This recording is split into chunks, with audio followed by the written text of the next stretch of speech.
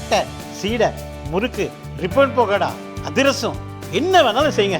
ஒரே ஒரு 5 லிட்டர் இதய மந்த்ரா கடல் எண்ணெய் பேக் ஒரு மாசம் முழுசுக்கும் அத்தனை சமையல் முடிச்சு விடலாம். இதய மந்த்ரா.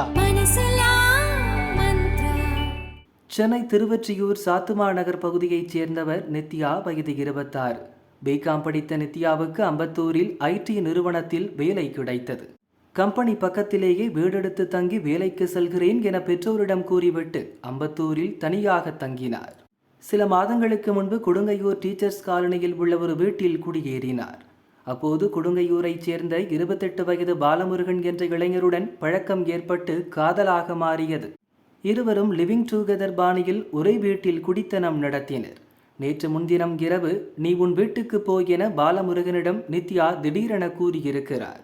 அப்பா வீட்டுக்கு வருகிறார், இன்று போய்விட்டு நாளை வா என நித்யா சொல்ல பாலமுருகனும் போய்விட்டார். நேற்று காலை நித்யா வீட்டுக்கு பாலமுருகன் திரும்பி சென்றபோது அவர் கண்ட காட்சி அதிர்ச்சியில் உறைய வைத்தது. படுக்கை அறையில் வாயில் நுரை தள்ளிய நிலையில் நித்யா மயங்கி கிடந்தார். 108 ஆம்புலன்ஸுக்கு போன் செய்தார்.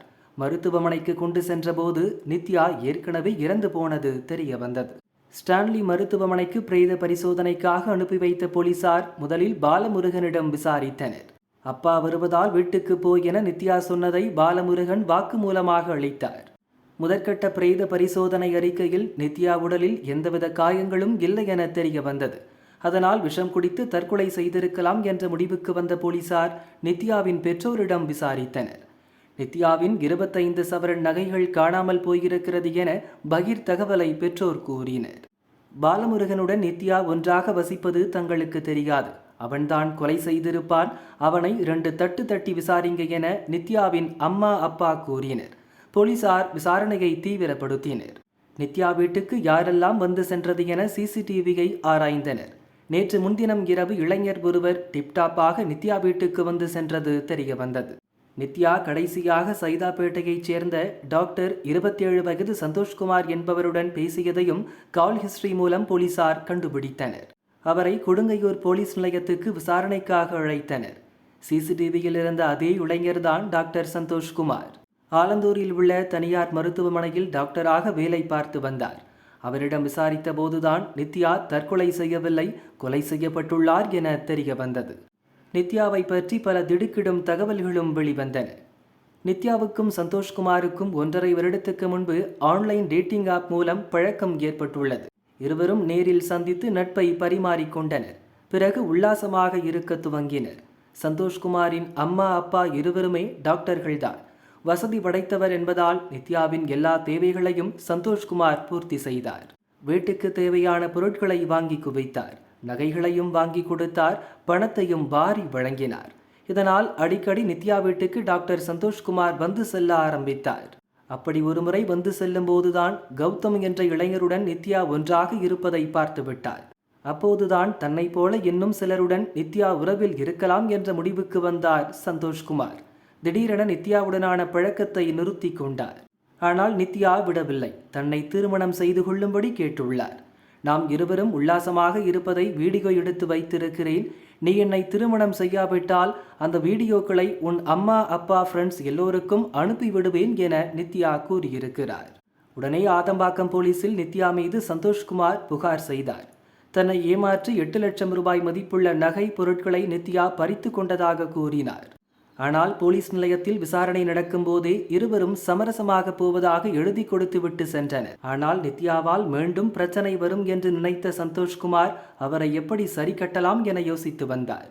இந்த நிலையில்தான் நேற்று முன்தினம் சந்தோஷ்குமாரை நித்யா வீட்டுக்கு அழைத்தார். உன்னைத்தான் எனக்கு பிடிக்கும், வேறு யாரும் எனக்கு வேண்டாம், உன்னுடன் மட்டும்தான் வாழ்வேன் என நித்யா கூறியுள்ளார்.